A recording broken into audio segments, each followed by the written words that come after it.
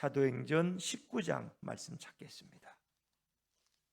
사도행전 19장 1절부터 7절까지 말씀입니다.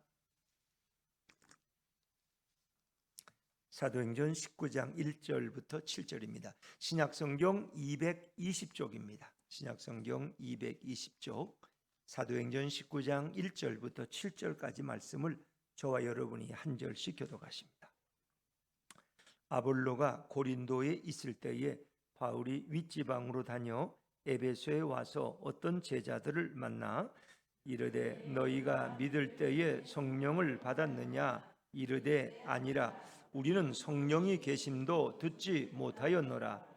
바울이 이르되 그러면 너희가 무슨 세례를 받았느냐 대답하되 요한의 세례니라. 바울이 이르되 요한이 회개 세례를 베풀며 백성에게 말하되 내 뒤에 오시는 이를 믿으라 하였으니 이는 곧 예수라 하거늘. 그들이 듣고 주 예수의 이름으로 세례를 받으니 바울이 그들에게 안수하매 성령이 그들에게 임하심으로 방언도 하고 예언도 하니 같이 읽습니다. 모두 12사람쯤 되니라. 아멘. 할렐루야. 네, 오늘도 은혜의 자리에 나오신 여러분들 환영하고 축복합니다. 우리 좌우의 분들에게 또 한번 인사하시죠.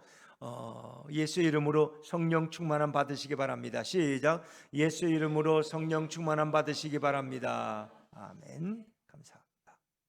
자, 오늘은 믿을 때 성령을 받았느냐 이런 제목으로 함께 은혜 나누기를 원합니다. 우리가 지난 수요일에는 사도 바울의 3차 선교 여행, 3차 전도 여행에 대해서 우리가 묵상을 했습니다. 근데 그 3차 전도 여행이 어디서부터 출발했어요?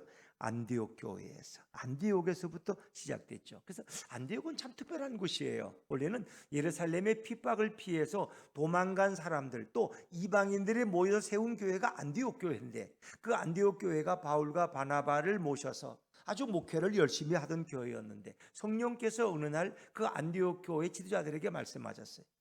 바울과 바나바를 세우라는. 그래서 내가 안수하여 세우고 내가 그들에게 명령한 것을 지키게 하라는 거예요. 그래서 그들은 어느 날 금식하고 기도하고 바울과 바나바를 선교사로 세워서 안수하고 축복해서 떠나보내. 그래서 처음 떠나는 것이 1차 선교예요. 근데 갔다 돌아와서 다시 좀 머물다가 2차 선교여행을 또 떠나요. 그 돌아와서 또 쉬다가 다시 3차 선교여행을 떠나요. 그래서 오늘 본문은 바로 3차 선교여행에 관한 말씀을 나누고 있는 것이다 하는 것입니다. 이 안디옥은 참 특별한 곳이에요. 그래서 사람들을 영적으로 재생시키고 재충전시키는 것. 이 선교사님들이 그 당시에 뭐 예를 들면 1년, 2년 동안 이 배를 타고 뭐 이렇게 전 유럽을 돌아오는 게 보통 쉬운 일이 아니에요. 그때는 너무나 위험하고 뭐 교통수단도 없고 제대로 먹지도 못하고 또 가는 데마다 핍박도 당하고 또 풍토병과 싸워야 되는 거예요. 그러니까 그게 얼마나 힘든 일이에요. 그래서 그들이 돌아오면은 다시는 떠나고 싶지 않아서지도 몰라. 그런데 하나님이 다시 힘을 주시는, 다시 재충전시켜서 그들이 또 때가 되면 다시 일어나서 또 2차, 3차 선교여행을 떠나게 되는 거예요. 그래서 안디옥은 참 특별한 곳이다. 사람들에게 용기를 주고 재무장시키는 곳이 바로 안디옥. 이 교회가 바로 안디옥 교회예요. 저는 이 말씀을 생각하면서 우리 예수품 교회가 이런 안디옥 교회와 같은 교회가 되면 얼마나 좋을까, 이런 생각을 제가 해봤습니다. 왜 하나님께서 그런 생각을 주셨을까? 안디옥 교회는 파송한 선교사들이 돌아오면 그들이 쉬도록 도와주고 기도해주고 축복해서 다시 파송하는 거예요. 자, 우리 예수품 교회가 이런 교회가 되면 얼마나 좋을까? 우리 예수품 교회가 이렇게 돕고 후원하고 기도하는 교회들을 이렇게 좀 한번 생각해 봤어요. 근데 우리가 이제 뭐 또 적지도 않고 많지도 않지만 5분의 선교사들을 돕고 있더라고요. 5분의 선교사들. 또 6분의 목사님들을 돕고 있어요. 거기에는 이제 농어촌 또 개척교회, 도시 개척교회도 있지만 또 군목님도 계세요. 군대 목사로서 일하는 또 군목님도 계시고 6분의 목사님, 11분이잖아요. 거기에 또 이제 4군데 기관 또 섬기는 또 분들이 있어요. 근데 목사님이 사역을 하지만 그건 이제 기관이야. 그래서 뭐 이제 이스라엘 뭐 선교회도 그렇고 남북 또 이렇게 네트워크라는 탈북한 학생들을 돕는 또 목사님이 계셔요. 이 선교사나 뭐 이런 목회자는 아니지만 그분은 그런 특수 목회를 하는 거예요. 특수 목회를 하는 또 그런 분들이 네 군데가 있고, 그다음에 이제 월드비전이나 뭐 우리 캄보디아에 또 어린이들 이렇게 돕고 있는 5명 어린이 돕고 있는데, 그래서 한 18군데를 이제 매월 우리가 뭐 일정한 돈도 보내고 이렇게 후원하고 있어요. 매년 이제 몇 년째 그 일을 하고 있는데, 하나님은 그런 마음을 주셔요. 우리가 이제 이 선교사님들을 모시다 보면 벌써 올해도 한 4분, 3분 이렇게 모셔서 이렇게 말씀을 들었는데, 한 분은 주일날 예배고 3분은 이제 이렇게 수요 예배 이렇게 모셔드렸는데, 대개 보면 오시는 분들만 주로 와요. 또 이렇게 또 그분들이 자꾸 오기를 더 자청해. 그래서 저한테 보내서 목사님 제가 한국에 몇 월 달에 들어갑니다. 그 얘기는 알아서 하라는 거예요. 그래서 목사님 한번 만나 뵙기를 원하고, 또 사모님 카페 가서 커피도 한번 먹고 좀 힘내기를 원합니다. 그러면 어떻게 안 오라 그러겠어요? 그러면 오시라 그러면 이제 오시면 또 어떻게 그냥 커피만 드시고 가시라 그랬어요. 짜장면에도 한 그릇 대접해야 되고, 또 오시면 여러분 얼굴도 뵈야 되니까 수요 예배 설교도 하시고, 그러고 보니까 오시는 분들만 주로 와. 뭐 그것도 좋아요. 또 그분들 훌륭한 분들이니까. 그런데 가만히 이렇게 묵상하면서 우리가 이렇게 많은 선교사님들을, 목사님들을 돕고 있는데, 사실 그분들 중에는 한 번도 모시지 못한 분들이 대부분이야. 정말 우리가 뭐 저도 이제 기도하고 있는데, 매달 어느 한 번의 수요 예배 때는 그분들을 모신다. 그러니까 농촌에서 목회하는 농어촌 교회 목사님들. 농촌 교회라는 건 지금 교회가 다 무너졌어요. 그래서 교인 해봐야 뭐 60세 이상, 60세 이하는 아예 없어. 그리고 할머니들만 이제 모시고 예배 드리는 거예요. 그것도 인원이 또 많으면 몰라. 그래서 10명에서 20명 이내. 참. 그리고 교회 학교는 아예 없어. 교회 학교라는 건 시골에는 이제 거의 없어. 왜? 애들이 없으니까. 애들이 없으니까. 참 어려운. 그런 데서 목회하는 목사님들은 이게 참 어찌 보면은 거기에 10년, 20년 있다 보면은 자괴감에 빠지. 왜? 사람이니까. 대도시에서 저렇게 좋은 차 타고 모든 사례비 받으면서 아이들 좋은 대학 보내면서 목회하는 목사님, 나는 왜 이렇게 하나님이 여길 보내서 시골에서 이렇게 썩어가나, 농사나 지면서. 이제 그걸 행복해하는 분들도 있지만 자괴감에 빠지죠. 특히 또 섬 지역에, 섬 지역은 더 어려워요. 상황이 또 농촌보다 더 어려운 데가 섬이야. 거기는 배 타고 나갔다가도 배 타고 들어오는 이런 것. 또 도시 개척교도 마찬가지야. 개척교회는 세웠지만 교인이 안 오니까 맨날 그 얼굴이야. 교인들이 10명을 넘지 못해. 그러다 또 이사가면 그 자리가 또 얼마나 크게 비어지는지 몰라. 근데 들어오는 교인은 없는데 이사가는 교인은 또 너무나 많아. 이게 어려운 거야. 그러니까 그 목사님들도 자꾸 이렇게 실망감에 빠지고, 내가 이 목회를 이거 해야 되나. 그래서 좀 그런 분들이 생각외로 많다는 거예요. 그러니까 교회 학교가 없는 교회가 우리 한국에 한 5만 6만 교회가 되는데, 그중에 거의 50% 이상이 교회 학교가 없다는 거 아세요? 교회 학교가 없어요. 한 명도 없어. 아예 교회 학교라는 건 존재하지가 않아. 어른들만 예배 드리고 교회 학교는 없어요. 교사도 없고, 물론 뭐 거의 60%가 아마 그럴 거예요. 60%가. 참 이게 어려운 때. 그래서 내 생각에 그런 목사님이나 또 이런 오지에 선교하시는 선교사님들 매달 한 분씩 모셔서, 그분들이 뭐 제가 주일날 예배를 하다 보면 저는 또 설교할 자리가 없으면 저도 또 민망스럽고, 그래서 수요 예배에 뭐 인원이 많지 않지만 우리가 또 어린이 동포들이 오면 더 많지. 이제 어린이들까지 오면은. 근데 하여튼 여러분들이 같이 참여해서 우리는, 내가 이제 수요 예배에서 은혜도 받지만 뭐예요? 내가 이렇게 어려운 데서 목회하는 목사님들의 말씀을 잘 들어주는 것도 큰 축복이에요.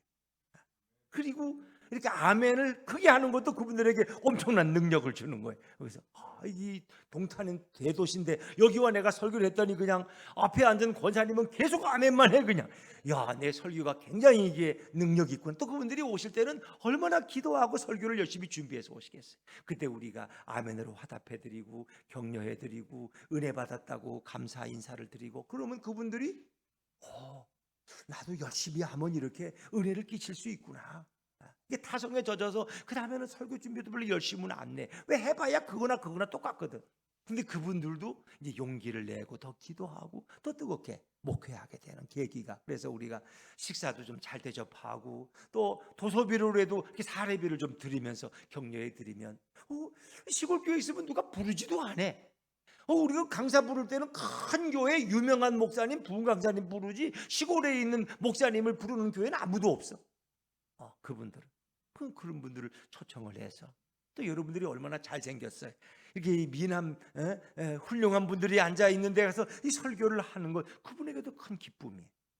그래서 우리가 뭐 자주는 못 모시지만 우리가 한 12분을 모신다 그러면 1년 동안 한 달에 한 분씩만 이렇게 모셔서 우리가 정성으로 정말 기도해드리고 축복해드리고 또 말씀을 듣고 우리가 받은 은혜를 나누고, 그러면 얼마나 그분들에게 힘이 될까. 우리가 물론 뭐 매월 많지도 않은 10만 원 도와드리는 게 뭐 얼마나 큼이 되겠어요. 그러나 우리가 그분들을 모셔서 이렇게 따뜻하게 영접해드리면 그분들도 정말 예수님의 위로를 받을 수 있지 않을까. 그래서 여러분들도 좀 기도할 수 있기를 바랍니다. 여러분 가운데 또 은혜가 충만하면, 목사님 한 분 선교사님은 제가 대답하겠습니다. 또 한 분 목사님은 저희 가족에 대접하겠습니다. 이러면 얼마나 좋아. 그럼 저도 좀 힘있게 광고해서, 여러분 수요 예배는 안 나오시던 분들도 이번 주는 특별히 나오셔서, 이번에는 저 전라도 어디 또 충청도 어디에서 오시는 목사님인데 우리가 좀 가득 나와서 좀 그분을 좀 기쁘게 환영합시다. 그게 선교야. 그게 선교. 돈만 보내는 게 선교가 아니라 선교사님들에게 위로를 드리고, 그 시골 교회, 어려운 또 개척교회, 지하실 교회에서 수고하는 목사님들에게 위로를 드릴 수 있는, 우리도 개척교회지만 우리보다 더 못한 개척교회가 훨씬 많아요. 그러니까 우리가 남을 이렇게 위로할 수 있다는 건 얼마나 큰 축복입니까? 할렐루야. 이건 정말 축복이야. 이거는 우리가. 그렇죠. 그래서 우리 예수품 교회가 또 그렇게도 하면서 이 교회가 이렇게 또 이 땅에서 이렇게 감사할 수 있다는 얼마나 감사해요. 저는 이 시대 어떤 그거예요. 그런, 제가 영신교회에 있을 때 영신교회에 계시다가 이제 떠나간 부목사님들이 계시는데, 그분들 중에도 이렇게 시골에서 이렇게 목회하는 분들이 있어서 이제 뭐 좀 교회가 크니까 그분들을 모셔서 부흥회를 한 해 하는데, 한 3일 저녁을 그 시골 목사님이 와서 부흥 강사야. 그리고 그냥 사례비도 그때는 그냥 부흥 강사님 오시면 얼마나 드려? 그래서 보통 100만 원씩 다 드렸어. 그랬더니 너무 그분들이 힘을 얻고 좋아하시더라. 가서 1시간 설교하고 왔는데, 그냥 물론 그 의미는 목사님 생활도 보탬에 되시고, 또 아이들 뭐 양육비도 쓰시고, 또 목사님 필요한 거 있으면 목회하는 데 필요하면 사실은 그런 의미도 있지만, 그분들은 굉장한 도전을 받고 돌아가서 아주 굉장히 고마워하고 또 힘을 얻더라고요. 우리 예수품 교회가 작은 교회지만 큰 교회가 하지 못하는 그런 일들, 큰 교회는 시골 교회 이렇게 다 쓰러져가는 개척교회, 뭐 도시 농어촌 교회 목사님들 안 모셔. 이제 총회 무슨 농어촌 선교주일 그러면 이제 한번 이렇게 모실까? 그건 이제 형식적인 거고, 우리는 매달 한 분씩 모셔서 그렇게 따뜻하게 좀 영접해드리고 격려해드리고 우리가 기도해드리면 얼마나 좋을까. 여러분들도 그런 마음이 혹시 감동이 되면 기도해 보시고, 이렇게 서로 좀 의견을 나누면 제가 이제 좀 스타트를 끊었으면 좋겠어요. 그래서 우리가 한 14, 4달 정도는 계속 우리가 후원하는 목사님들을 모셔서, 또 그리고 나면 그 다음에 또 성령이 주시는 음성대로 또 우리가 하면 되겠죠, 여러분. 그것이 어찌 보면 이 시대에 우리가 안디옥 교회에서 우리가 또 그 사명을 감당하는 교회가 되지 않겠나, 이런 생각을 해봅니다. 사랑하는 여러분, 자, 이제 사도 바울 일행은 세 번째 전도 여행을 출발합니다. 우리 이미 지난주 말씀이지만 사도행전 18장 22절 23절 말씀을 다시 한번 우리가 읽어볼까요? 사도행전 18장 22절 23절입니다. 시작. 가이사라에 상륙하여 올라가 교회의 안부를 물은 후에 안디옥으로 내려가서 얼마 있다가 떠나 갈라디아와 부르기아 땅을 차례로 다니며 모든 제자를 굳건하게 하니라. 아멘. 그랬습니다. 아멘. 자, 이게 이제 2차 선교행의 마지막이 안디옥으로 돌아오는 거예요. 그리고 그들은 얼마 있다가 23절에 보니까 다시 떠났어요. 3차 선교여행을. 그리고 갈라디아와 부르기아 땅을 차례로 다니며 모든 제자들을 굳게 했다. 그리고 간 곳이 바로 24절에 에베소라는 곳이었어요. 거기서 만난 사람이 누구였어요? 아볼로라는 사람. 아볼로라는 유대인을 만났어요. 자, 24절 말씀을 다시 한번 읽어볼까요? 24절입니다. 시작. 알렉산드리아에서 난 아볼로라 하는 유대인이 에베소에 이르니 이 사람은 언변이 좋고 성경에 능통한 자라. 그런 유대인이지만 예수님을 알아요. 주의 도를 배워서 열심으로 예수에 관한 것을 자세히 말하며 가르치는 사람. 25절에 보니까. 근데 뭔가 그들은 요한의 세례만 알다람이라. 25절에 보니까 요한의 세례만 안다는 것은 성령의 세례를 알지 못한다. 예수님도 알고 예수님의 가르침도 알아요. 근데 성령의 세례를 몰라. 요한의 세례만 알다랍니다. 그래. 뭔가가 잘 아는데 뭔가 하나 부족한 분이 이 아볼로예요. 아주 언변이 뛰어나고 성경 지식이 박식한 분이지만은 뭔가 일이 부족함을, 그래서 바울의 일행인 브리스길라와 아굴라 부부가 26절에 보니까 그를 데려다가 하나님의 말씀을 정확하게 가르쳐줘요. 예수에 관해서 또 하나님의 진리에 대해서 정확하게 풀어 이랬어요. 그랬더니 이 아볼로가 변했어요. 그 다음부터는 예수는 그리스도라고 담대하게 증언하는데, 그가 요한의 세례만 안다는 의미를 비춰봐서는 그가 성령의 세례를 알게 된 거예요. 그리고 성령 충만한 사람이 되었다고 저는 그렇게 생각해 봅니다. 아볼로가 이렇게 이제 요한의 세례만 알았어요. 근데 많은 사람들이 어찌 보면은 물 세례에 머무는 경우가 많이 있어요. 그리고 정말 성령의 세례를 알지 못하고 살아가는 분들이 너무나 많다는 것입니다. 그래서 이제 그런 사건들이 또 한 번 에베소를 방문했을 때 거기서 이제 경험되어지는 거예요. 자, 우리 다시 한번 1절과 19장, 이제 19장 말씀으로 돌아가 볼게요. 19장 1절 말씀, 19장 1절입니다. 19장 1절로 넘어가 볼게요. 시작. 아볼로가 고린도에 있을 때에 바울이 윗지방으로 다녀 에베소에 와서 어떤 제자들을 만나. 근데 마침 그 에베소에 있던 아볼로가 고린도, 아가야라는 고린도에 갔을 때 이제 바울 일행이 또 에베소에 들어왔어요. 근데 거기서 이제 어떤 성도들, 제자들을 만나게 되었어요. 그 바울이 윗지방을 다니는 것은 갈라디아와 부르기아 지방을 주로 돌아서 에베소에 다시 오게 됐다는 거예요. 자, 그런데 여기서 이제 바울이 묻는 질문이 있어요. 자, 우리 2절 말씀입니다. 2절 말씀을 다시 한번 읽어보죠. 시작. 이르되 너희가 믿을 때 성령을 받았느냐? 이르되 아니라 우리는 성령이 계심도 듣지 못하였노라. 아멘. 그랬습니다. 참 뭔가 예수 그리스도를 믿는 사람들에게는 성령이 임하도록 그렇게 하나님이 만들어 놓으셨어요. 그래서 우리는 이제 성령 세례, 성령 충만, 성령의 권능이 믿는 자들에겐 임하게 되는 거예요. 자, 그런데 바울이 그들에게 물은 의도가 있어요. 너희가 믿을 때 성령을 받았느냐 이렇게 묻는 이유는 뭔가의 부족함을 보았다는 거예요. 그들과 대화하면서 뭔가 이들은 성령의 세례를 정확히 알지 못한다는 걸 느꼈어요. 그래서 너희가 믿을 때 성령을 체험했느냐, 성령을 받았느냐 이렇게 묻는 거예요. 다시 말하면 이것은 너희가 예수를 믿고 나서 성령의 은사를 받았느냐, 아니면 너희가 예수를 믿을 때 성령도 체험했느냐, 뭐 이런 질문으로 말할 수 있죠. 그러니까 이제 이런 의도가 뭐였을까? 어떤 사람들은 예수 믿고 나서 성령의 은사를 경험할 수 있어요. 성령을 체험. 또 어떤 사람들은 예수를 믿을 때 동시적으로 성령의 어떤 역사를 경험하는 분들도 있어요. 처음 교회 나왔는데 그 뭐가 뭔지도 모르고 나왔는데 그날 또 은혜를 받고 또 그 성령의 어떤 체험을 하는 분들도 있어요. 자, 그런가 하면은 성령 세례가 먼저 오고 다음에 또 물 세례를 받는 분들도 있어요. 이 사도행 10장에 보면 고넬료의 집에 모인 사람들, 베드로가 가서 이제 말씀을 전하는데 그 이방인들에게도 성령이 임하는 것을 보았단 말이에요. 유대에서 온 할례 받은 신자들, 정통 유대인들이야 그들은. 근데 아니 어떻게 이방인들에게 성령이 임하지, 우리에게 보던 성령이 그들에게도 임하는 거예요. 그러니까 베드로가 그때 뭐라 그래? 이 이방인들에게 물 세례를 주면 누가 감히 금하겠느냐? 왜? 이들에게는 이미 우리와 똑같은 성령의 세례가 임했다는 거예요. 그래서 그들에게 예수의 이름으로 세례 주는 것을 우리가 볼 수 있습니다. 또 사마리아 교회를 베드로와 요한이 방문했을 때도 그들이 아직 성령을 받지 못했다 그래요. 그들이 베드로와 요한이 기도할 때 그들에게 성령 세례가 임하는 그런 내용이 소개됩니다. 근데 오늘 이 에베소 사람들은 뭐예요? 성령의 계심도 듣지 못했다는 거예요. 성령에 관한 설교를 한 번도 들어본 적이 없다는 거예요. 너희가 성령을 받았느냐? 그러니까 우리 성령이 계시다는 말도 들어본 적이 없다는 것이. 뭔가 그들은 예수에 대한 지식도 있고 성경의 말씀에 대한 지식도 있는데 성령의 역사를 전혀 모르고 있다는 거예요. 성령의 역사를. 그래서 바울은 이들에 대해서 뭐가 문제가 있다는 것을 발견하게 되죠.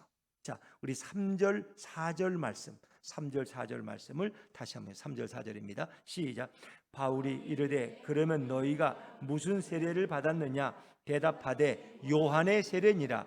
바울이 이르되 요한이 회개의 세례를 베풀며 백성에게 말하되 내 뒤에 오시는 이를 믿으라 하였으나 이는 곧 예수라 하거늘. 예수라. 자, 요한의 세례밖에 모르는. 요한의 세례는 이제 예수님이 공생애를 시작하기 전에 요한이 요단강에 와서 물 세례를 주었어요. 이제 그건 회개의 의미야. 메시아가 오니까 너희가 회개하고 그분을 영접하라는 거예요. 근데 요한의 세례밖에 모른다는 거예요. 그리고 성령의 세례를 몰라요. 그러니까 요한은 말했어요. 나는 너희에게 물로 세례를 주거니와 내 뒤에 오시는 분은 불과 성령으로 세례를 줄 것이다. 분명히 말했어요. 그래서 이 차이는 요한의 세례와 성령의 세례는 분명히 구분되는 거예요. 또 우리가 이제 사도행전 1장에 보면 예수님이 부활하신 후에 제자들에게 자신을 40일 동안 드러내셨어요. 그리고 사도행전 1장 4절에 보니까 예수님이 제자들과 식사하는 자리에서 뭐라 그래요? 한 가지 중요한 말씀을 하셔요. 너희는 어디를 떠나지 말고 예루살렘을 떠나지 말고 뭘 기다리라는 거예요? 내 아버지의 약속하신 선물을 기다리라는 거예요. 그 약속하신 선물이 뭐예요? 성령의 세례라는 거예요. 성령의 세례. 내가 이것은 너희에게 이미 전하였고 너희가 들은 것이다. 그 약속의 내용은 이것이니 요한은 물로 세례를 주었지만 너희는 얼마 안 있어도 성령으로 세례를 받을 것이다. 예수님이 분명히 말씀하셨어요. 너희는 성령의 세례를 받을 때까지 예루살렘을 떠나지 말고 여기에 머물러야 된다는 거예요. 성령 받지 않고 나가면은 너희들은 다 패배한다. 얼마 못 가서 다 지치고 다 낙심한다는 거예요. 그게 성령의 세례를 기다리라는 거예요. 그래서 사도행전 1장 8절에 보면 오직 성령이 너에게 임하면 뭘 받고? 너희가 권능을 받고 예루살렘과 온 유대와 사마리아와 그리고 땅끝까지 가서 내 증인이 되리니. 할렐루야. 그래서 예수님은 그들을 파송하지 않으셔. 너희가 기다리라는 거예요. 기다리라는 거예요. 자, 여러분 예수님의 제자들에게 왜 성령을 받으라고 했을까? 왜 성령 받기 전까지는 예루살렘을 떠나지 말라고 했을까? 예수님의 제자들은 예수님을 너무나 잘 알아요.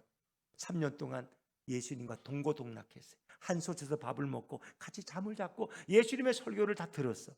그리고 예수님이 기적 행하는 거, 귀신을 내쫓아하는 거 다 보았어요. 십자가와 부활의 사건도 그들은 목격했어요. 그리고 예수님이 부활하신 것도 그들은 체험했어요. 부활 후 40일 동안 예수님은 제자들과 함께 계셨어요. 그리고 그들이 보는 앞에서 승천하셨어요. 이 정도면 뭐가 필요해요?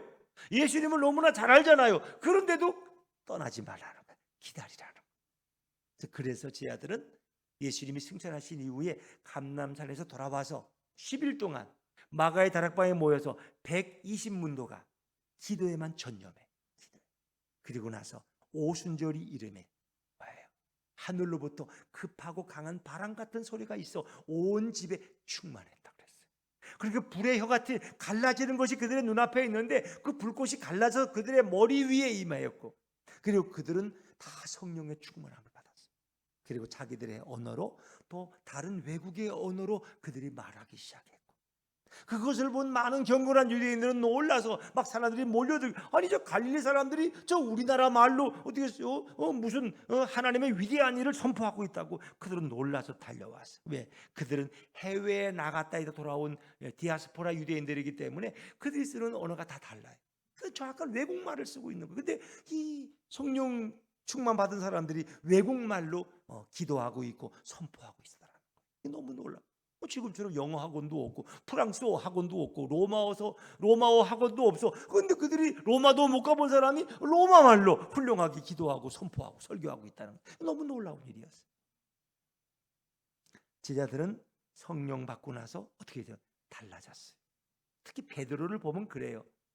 오순절 성령 사건 이전의 베드로는 아주 소심하고 3번씩이나 예수님을 모른다고 부인하고 그렇잖아요.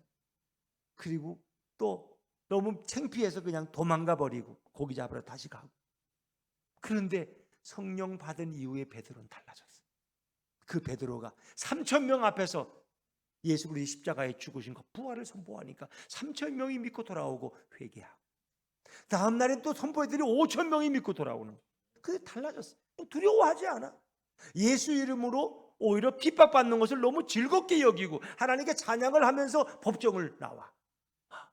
우리가 너희 말 듣는 것이 옳으냐? 하나님 말씀 듣는 것이 옳으냐? 성령 충만한 사람들은 완전히 배 밖에 이 집 아주 나왔어. 그래서 뭐 두려운 게 없어. 그냥 사내들인도 두렵지 않아. 유대인들도 두렵지가 않아. 제사장들도 두렵지가 않아. 그들이 완전히 변해서, 그래서 복음이 폭발적으로 예루살렘에서부터 전 세계로 퍼져나가기 시작하는 거예요. 정말 참 놀라운 사건이, 어찌 보면 제 아들에게 있어서 성령 받기 전과 성령 받은 후는 너무나 큰 차이가 있다는 것입니다. 오늘 그래서 오늘 에베소에 있는 이 지자들이 이제 성령의 충만함을 받게 돼요. 그들은 성령에 대해 전혀 몰라. 성령이란 말도 몰라.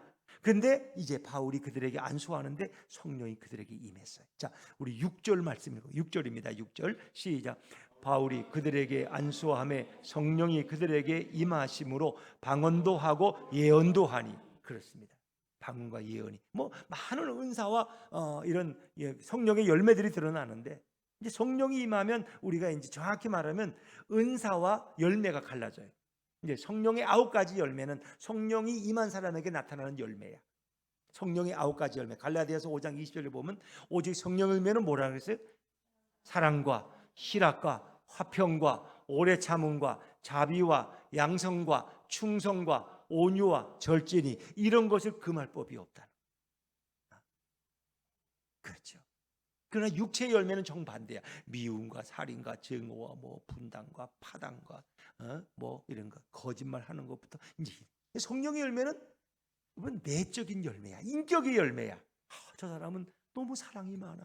저 사람은 너무 화평한 사람이야. 저 사람은 너무 온유해. 저 사람은 너무 속으로 잘 참아내고 인내해. 이건 다 내적으로 이루어지는 거예요. 저 사람은 너무나 절제를 잘해. 이건 내적인 인격의 변화라는 거 아세요? 근데 그게 한꺼번에 다 변하지는 않고 한 가지 한 가지 열매가 늘어나는 거예요. 자, 그리고 또 한 가지 밖으로 드러나는 게 있는데 그게 성령의 은사야. 은사. 처음에는 여기는 방언과 예언의 은사가 드러나는 거예요. 또 거기서 좀 더 나갔던 사람은 성령이 임하니까 병 고침의 은사를 받아서 권사님에도 불구하고 손만 얹고 기도만 하면 병이 다 나. 그냥 우리 김정인 권사님이 만약에 병 고침의 은사를 받으면 하람이 뭐 하엘이 병원 갈 거 없어. 그냥 안수만 하면 다 나. 그냥. 그리고 저기 뭐 주혜고 뭐고 태은이고 민주고 아프면 다 데리고 오라 그래. 그냥 내가 안수 한 번 하시면 나고. 근데 이제 그렇다고 또 김태희 권사님이 교만해가지고 목사님보다 내가 훨씬 낫다 또 이러고 그러면 안 돼. 올 때는 그냥 오지 말고 봉투 하나씩 가져와라. 이러면 이제 무당이 되는 거야. 모든 영광은 예수님께 올려드려. 은사. 주님이 주신 거니까 내가 잘못 사용하면 주님이 걷어가시는 거야. 그리고 그것은 교회의 유익을 위해 사용하는 거야. 목사님 좀 비키세요. 목사님이 귀신 쫓아봤어요? 병 고쳐봤어요? 난 할 수 있어요. 그리고 목사를 비키라 그러고 권사님이 설교한다고 이러면 이제 이러면 이제 교만의 극치야. 이건 이제 그러면 안 돼. 그래서 교회의 질서는 존중해야 돼. 혹시 그렇게 임하더라도 권사님은 또 설교하는 목사는 존중해 주시기 바랍니다. 여러분들 누구나 마찬가지야. 마찬가지. 그러니까 이런 은사, 어떤 분은 또 방언 통역하는 은사를 받아가지고 누가 방역을 하면 다 통역을 해줘. 방언하는 사람은 자기가 무슨 말 하는지도 몰라. 근데 통역 은사를 받으면 그걸 다 통역을 해서 주자님이 기도하는 걸 들어보니까 하나님이 이렇게 말씀하시더군요. 또 그것만 아니야. 거기는 구제를 잘하는 구제 은사도 따라와. 또 위로하는 은사. 그분은 사람들하고 만나면 그 사람이 금방 그냥 용기를 얻고 회복되어 돌아가. 근심이 다 떠나갔대. 그분하고 30분만 얘기하면 모든 문제가 다 해결되고 속이 시원해 그냥. 그러니까 이런 은사가 한 60가지가 된다는 거 아세요? 성령의 역사는 다양한 거예요. 성령의 역사. 그러니까 이런 은사나 열매가 드러나는데 이미 성령을 받으면 그 사람의 모든 모습이 달라요. 저는 성령 받은 사람과 성령 받지 않은 사람은 기도하는 거 보면 알아요. 성령 받지 않은 사람은 기도를 하면 5분만 하면 할 게 없어. 그 다음에는 졸든지 빨리 가든지 그래야 돼. 근데 성령 받은 사람은 방언으로 기도를 하면 2시간, 3시간을 기도해도 오늘 아침 식사만 없으면 뭐 4시간도 기도할 수 있어. 그냥. 뭐 4시간 기도하면 벌써 4시간이 지나갔나? 왜? 성령님이 나를 붙드시니까. 그 기도가 지루한 걸 못 느껴. 그리고 계속 기도할 제목들을 주님이 알려주셔. 그럼 그걸 기도하는. 그걸 보면 알아. 찬송 부르는 거 보면 알아. 성령 받지 못하는 사람은 찬송을 부르다가 보통 3절, 4절인데 5절짜리만 나오면 기겁을 해. 이 5절을 언제 불러? 근데 성령 받은 사람은 5절에 나오면 할렐루야. 너무 좋은 거야. 주님을 찬양하는 게. 하루 종일 찬송을 불러도 지겹지가 않아. 너무 좋고 너무 즐겁고 너무 행복해. 그냥 근데 이제 초대교회 때 이 사도들이 받은 성령의 역사는 정말 원형적인 것이고, 그들은 뭐 기쁨이 충만하고 감동이 넘치고 두려운 것이 없고 세상에 배는 게 없는 거, 예수 그리스도 외에는 보는 게 없어. 근데 이제 지금의 성령 충만한 사람들이 그때 사도들과 같은 모습과 똑같다고 말할 수 없어요. 그러나 지금도 성령님은 일하고 계신 것을 믿으시기 바랍니다. 지금도 역사하고 계세요. 그 요즘 이제 정운천 씨인가 정운택이라고, 그 옛날에 영화 배우, 그래서 그 뭐 조폭 영화 할 때 맨날 두드러 맞던 그 친구 있어. 코미디언인데 영화 배우가 돼가지고 깡패 이제 졸개가 돼서 맨날 두드러 맞고 그냥 머리 맞고, 그게 걔 역할이었어. 근데 이제 걔가 이렇게 너무 인기가 있어지니까 정운택 씨가 좀 이렇게 교만해가지고 술 취해가지고 눈을 두드러 패고 그래서 결국 영화계에서 추방됐어. 근데 어떤 계기에 그가 예수님을 만나요. 그리고 어떤 이제 어려운 분들인데 계속 그분을 찾아가서 그분을 섬겨. 음식도 갖다 주고 청소도 해주고 병 치료도 해주고 그러면서 이제 그분이 선교사야. 자기가 자칭이 이제 해외에 나간 건 아니지만 어려운 사람들을 섬기는 선교사가 되고 자칭 공동체를 만들어서 거기서 예수님의 이름으로 서로 섬기고 그러면서 요즘엔 그분이 간증을 많이 하시더라고. 간증을 많이. 옛날의 모습과 지금의 모습은 전혀 달라. 그분이 달라. 그래서 그때 얼굴하고 지금의 모습은 달라요. 근데 그 예수 믿는 게 너무 행복하고 너무 좋고, 영화 배우로 잘 나갈 때 돈 잘 벌 때 그때가 하나도 부럽지 않아. 지금 더 행복한, 이게 바로 성령이 임한 결과죠. 뭐 우리가 이게 성령이 임한 걸 뭐 딱 잘라서 이렇게 말할 수는 없어요. 그러나 분명히 그것은 달라요. 뭔가 내 예수 믿는 것이 분명하게 깨달아지고 나의 위치와 신분이 분명하게 달라져요. 우리가 성령 받지 않을 때는 뭔가 좀 구원도 좀 희미해. 뭔가 내가 정말 구원을 받았나, 지식적으로는 알아. 영접하는 자, 곧 그 이름을 믿는 자들에게는 하나님의 자녀가 되는 권세를 주, 그건 알아. 근데 그런 권세가 뭔지도 잘 모르. 내게 무슨 권세가 있지? 그 잘 느껴지지 않아. 그러나 이제 그가 그 모든 것에 확신을 가지되, 우리가 이제 성령이 임하기 전에도 구원을 받으면 여러 가지 현상이 나타나요. 먼저는 신분의 변화. 그래서 마귀의 자녀에서 하나님의 자녀가 되는 거예요. 전에는 예수 모를 때는, 예수 믿기 전에는 마귀의 종이야 우리는. 근데 이제는 하나님의 자녀가 되고 예수 믿는 이제 하나님의 자녀가 된 거예요. 신분의 변화. 또 위치의 변화. 전에는 종의 위치였는데 이제는 아들의 위치로 바뀌어졌어요. 그리고 본질상의 변화가 있어요. 본질상 전에는 진노의 자녀, 하나님의 원수였지만 이제는 의의 자녀, 의로움을 입은 구원받은 백성이 되는 거예요. 내 모든 죄가 용서함 받고 이제 예수님이 나를 의롭다고 선포해 주신 거야. 난 죄인임에도 불구하고 나를 구원받은 자로 주님은 인정해 주셔. 그리고 이제 법적인 변화가 일어나요. 나는 이제 하늘의 유업을 상속받을 자가 되는 거예요. 상속받을 자. 그래서 이 땅의 재산이 부럽지가 않아. 왜? 하늘의 그 아름다운 것들을 다 유업으로, 기업으로 받을 상속자이기 때문에. 근데 이 모든 것이 성령 받기 전에는 그렇게 실감 있게 느껴지지가 않아. 그런데 성령 받고 나면은 세상의 것들이 부럽지가 않아. 성령 받기 전에는 누가 동료가 진급하면 너무 부럽고, 어떻게 저렇게 진급하면 너무 좋겠다. 나도 좀 빨리 진급했으면 내가 세상에 그냥 부족한 게 없겠어. 그러는데 성령 받고 나면 그게 부럽지가 않아. 내가 하나님의 자녀가 됐다. 내가 구원받은 백성이라는 거. 이게 너무 확실하게 드러나기 때문에. 돈 많은 사람 보면 너무 부러워서 나도 어떻게 하면 저렇게 돈을 좀 벌까? 이게 내 목적이었어. 근데 성령 받고 나면 그것이 부럽지가 않아. 그게 부르면 주 예수보다 더 귀한 것은 없네. 세상 어떤 것도 예수님보다 더 귀한 게 없어. 그 인생이 달라지는, 가치관이 달라지고 생각이 달라지는 거야. 물론 우리가 성령을 이제 받았느냐 못 받았느냐는 누가 이렇게 정확히 평가하기는 어려워요. 근데 우리가 예수를 그리스도라고 주라 고백할 때도 고린도서 12장 3절에 보니까 성령으로 아니하고는 누구든지 예수를 주시라 할 수 없다는 거예요. 다 내가 예수님을 구주로 고백한다는 건 성령의 감동이고 성령의 역사예요. 베드로도 그래요. 사람들이 나를 누구로 아느냐? 베드로가 주는 그리스도시요 살아계신 하나님의 아들입니다 그랬어요. 예수님께 뭐래요? 이것을 너에게 알게 하니는 육체가 아니라 성령님이 너에게 알게 했다는 거예요. 이게 성령의 역사가 있었다는 거예요. 성령은 우리에게 임하기 전에도 이미 세상에 성령은 존재했어요. 그래서 구약에서는 특별히 삼중 직업을 가진 선지자와 제사장과 왕들에게 성령의 기름 부음이 했어요.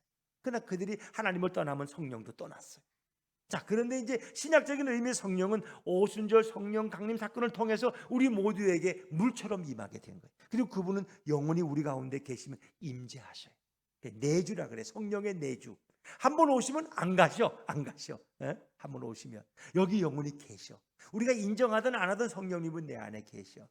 근데 내가 성령님의 존재를 인정하고 예수 그리스도를 내 주인으로 모실 때 그분은 내게 능력이 되시고 내게 권세가 되시는데 내가 그분의 존재를 인정 안 해. 모든 걸 내가 다 결정하고 예수님은 내 종처럼 여겨. 그냥 필요할 때만 찾는 이런 무슨 이렇게 점치는 도구처럼 여겨. 그러면 예수님이 내게 아무 능력이 안 돼. 그러나 예수님을 앞세우고 그분을 주인 삼고 그분에게 여쭙고 그럴 때 성령님은 더 강해. 왜? 예수님이나 성령님이나 같은 분이기 때문에. 성령 하나님, 성자 하나님, 성부 하나님 다 한 분이셔. 그분은 뭐 성령 예수가 따로 있고 하나님이 따로 있는 게 아니야. 삼일체란 표현을 가만히 여기면 그분은 각기 활동할 때는 다른 모습으로 활동하지만 그분은 근본적으로 한 분이셔. 그 성령님을 찾는 게 예수님을 찾는 거고 예수님을 높이는 것이 성령님을 존중히 여기는 거예요. 성령을 멸시해서는 안 돼. 이제 그럴 때 그분들은 내 삶을 지배하고 성령 충만이에요. 그래서 우리가 이제 성령 세례와 성령 충만은 구분돼야 돼. 성령이 내게 최초로 임하는 이런 어떤 구체적인 경험의 사건을 성령 세례라 그래요. 그러나 이제 한번 성령 세례가 임한다고 해서 늘 충만한 건 아니에요. 어떤 분이 한번 은혜 받고 그렇게 그냥 모든 걸 다 얻은 것처럼 기뻐하고 그랬는데 또 한 1년 지나니까 그냥 낙심하고 의심하고 내가 교회를 나가야 되나 정말 하늘이 있는 거야 없는 거야 이러고 다녀. 그거는 성령 충만을 잊지 못한 거예요. 성령이 다 소멸돼 버린 거예요. 그렇기 때문에 우리는 날마다 성령 충만을 구해야 할 줄로 믿습니다. 술 취하지 말라 이는 뭐예요? 방탕한 것이니 오직 성령의 충만을 구하라. 성령의 충만을. 이 성령의 충만을 매일 우리가 기도 제목이야. 그래서 늘 처음 성령의 세례가 임했을 때 그 기쁨과 그 감격을 가지고 날마다 살 수가 있다면 얼마나 좋겠습니까, 여러분? 근데 오늘 에베소 사람들의 이 성도들은 성령에 대해 전혀 몰라요. 그래서 바울이 안수함에 성령이 그들에게 임하고 그 표적이 방언도 하고 예언도 했더라. 그리고 그들이 12명쯤 되었다는 거예요. 자, 그런데 이제 사도행 10장에 보면 베드로가 고넬료의 집에 가서 말씀을 전하는데 거기는 안수했다는 얘기도 없어. 베드로가 오니까 고넬료가 로마 백부장인데 자기 친구와 친척들을 다 불러 모아놓고 베드로를 기다리고 있어. 그리고 말씀을 들었어. 근데 말씀 듣는 그들 가운데 성령님이 임재하셨습니다. 그들이 다 방언을 하고 놀랍게 그때서야 유대인 할례 받은 신자들은 놀라가지고 아니 어떻게 이방인들에게 성령이 임하지? 그래서 우리 이것을 이방인의 오순절이라고 불러요. 그리고 오늘 이 19장에 성령이 임한 사건은 에베소의 오순절이라고 불러요. 에베소 지방에 임한 성령의 강림. 그리고 그들이 변화되어져요. 성령을 받고 나서 에베소에 있는 성도들의 삶이 바뀌어지고 뜨거운 성령 충만한 사명자들로 바뀌어지는 거죠. 그래서 우리에게는 이 성령의 충만이 항상 필요하고 우리는 성령의 능력을 항상 사모해야 될 줄로 믿습니다. 특히 초대교회 제자들이 성령 충만 받고 나서는 그 자리에 그냥 있지를 못해요. 뛰쳐나가. 기도하던 자리에서 길거리로 뛰쳐나가서 예수님을 힘있게 증거하고 그리고 성령의 폭발을 그들이 체험하고 나가서 복음을 전하는 핍박을 받아도 두려워하지 않습니다. 이 놀라운 일들은 성령이 얼마나 중요해요. 오죽했으면 예수님께서 제자들이 예수님을 몰라요. 그런데 너희가 위로부터 오는 그 능력을 받을 때까지 예루살렘을 떠나지 말아라. 너희는 요한에게 물로 세례를 받았지만 이제는 몇 날이 못 되어 성령으로 세례를 받을 것이다. 그래서 가장 좋은 선물은 성령의 충만을 받는 거고 성령의 세례가 임하는 것입니다. 저는 우리 예수분교회 성도들님들이 날마다 기도할 제목이 뭐도 주세요. 물론 필요한 것도 구하시고 건강도 주시고 진급도 주시고 그런데 가장 구할 첫 번째 제목은 성령의 충만함을 구하시기를 바랍니다. 성령 충만을 구하면 다른 모든 것은 다 해결되어지는 다른 모든 것은 다 해결. 그건 구하지 않아도 다 하나님이 응답해 주시는 거예요. 성령 받은 사람들은 기쁨이 충만해. 그들은 찬송 소리가 달라요. 감격이 달라요. 그들은 사람들을 만나면 예수를 간증하고 싶어요. 시간 가는 줄 모르고 기도하는 것입니다. 근데 성령 충만 받지 못한 사람들은 봉사하다가 그냥 신경질을 내. 교회를 섬기다가 그냥 불평과 원망이 터져 나오고 그냥 그러는 거예요. 그리고 다른 사람들한테 싫은 소리 해가지고 내쫓아 버리고, 기도하다가 5분도 안 돼서 그냥 벌떡 나가고 그냥. 그러니까 전혀 자신을 주님께 몰입시키지 못하는 거예요. 이 안타까운 거죠, 사랑하는 여러분.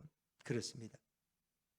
우리가 누구든지 예수님을 믿고 영접했잖아요. 이제는 주님을 향해 내 마음을 여는 거예요. 그리고 구하는 거예요. 성령 충만 받기 원합니다. 저에게 성령의 충만함을 주시옵소서. 성령님이 오셔서 저를 다스리시고 저를 통치하여 주시옵소서 라고 기도하실 때, 성령님은 여러분이 요청하고 여러분이 간구할 때 여러분의 심령 속에 임하셔서 강하게 역사하시고 여러분의 삶에 새로운 힘과 능력을 부어주실 줄로 믿습니다. 이것은 성령의 약속. 이미 요엘서에서도 약속했잖아요. 요엘서에서 그렇죠? 그래서 너희의 젊은이들은 예언할 것이요, 너희의 늙은이들은 꿈을 꾸고 너희의 젊은이들은 환상을 보고 너희의 종들과 남종과 여종들에게도 성령이 임해서 그들도 예언할 것이다. 이건 주님의 약속입니다. 영국의 유명한 진 그레함이라는 목사님이 계셨는데, 이분이 10몇 년 동안 아주 지성적인 목회를 했어. 아주 설교도 잘 하시는 분이고 성경 연구를 충분히 하는 분이야. 근데 이분의 목회에 뭔가 좀 부족한 게 있어. 어느 날 젊은 목사님, 유명하지도 않은 젊은 목사를 만나서 대화를 하는데 그분에게는 자기에게 없는 어떤 것이 있다는 걸 느껴졌어요. 그분을 만나고 나서 자신을 다시 돌아보게 됐어. 성경 말씀을 묵상하면서 하나님 앞에 기도하기 시작했어요. 뭔가 하나님, 제게 뭔가 부족한 것이 있습니다. 그 중요한 것이 빠져 있는데 그래서 좀 채워 주십시오 하면서 그가 기도했는데, 그 기도 가운데, 묵상 가운데 성령이 그에게 기름 부으심으로 임하는 거예요. 그러고 나서 이 찡그리한 목사님의 목회가 전혀 다른 목회가 됐어요. 그때부터는 설교하는데 교인들의 눈빛이 다른 거예요. 그리고 막 귀신 들린 자에게서 귀신이 떠나가는 것이 경험되어지는 거예요. 영국에서는 정말 목회가 어려운데 그 교회는 1부, 2부로 예배를 드리는, 사람들이 막 밀물듯이 모여드는 그런 교회가 되었다고. 성령의 충만함을 받기 전과 성령 충만을 받은 후에 목회의 삶이 다르다. 목회자의 삶. 그렇습니다. 그건 우리 모두가 다 마찬가지입니다. 성령님이 나를 지배하는 삶, 예수님이 주인 된 삶은 근본적으로 다른 것입니다. 그래서 우리는 이것을 누구는 이렇고 이렇게 하긴 어려워요. 다 성령의 임재는 다 어떤 개인적인 체험이에요. 그러나 여러분이 예수를 구주로 믿는다면 이미 여러분에게 성령이 임했다고 볼 수 있어요. 그러나 내가 예수님을 높이고 그분을 찬양하고 그분께 감사할 때 성령님은 내게 능력을 주시고 두려움이 없는, 그리고 또 성령의 은사들과 성령의 열매들을 주렁주렁 맺게 하세요. 그래서 이런 성령의 충만함 가운데 살아가는 성도의 삶과 성령의 충만함을 구하지 않고 그냥 지식적으로 예수를 믿고 이렇게 그냥 출퇴근하듯이 예배당을 다니는 그런 사람의 삶은 20년 30년에 전혀 다른 거예요. 우리가 어떤 그리스도인이 되어야 될까? 우리 예수품교회 성도님들은 날마다 성령의 충만함을 구하시고 성령의 붙드심과 인도와 그분이 주시는 능력 가운데서 정말 땅끝까지 가서 복음을 증거하고 예수의 그 놀라운 기적의 역사들, 그 복음의 사건을 간증하고 그리고 예수님만을 높여드리는 우리 예수품교회 성도님들이 다 되시기를 주의 이름으로 축원합니다.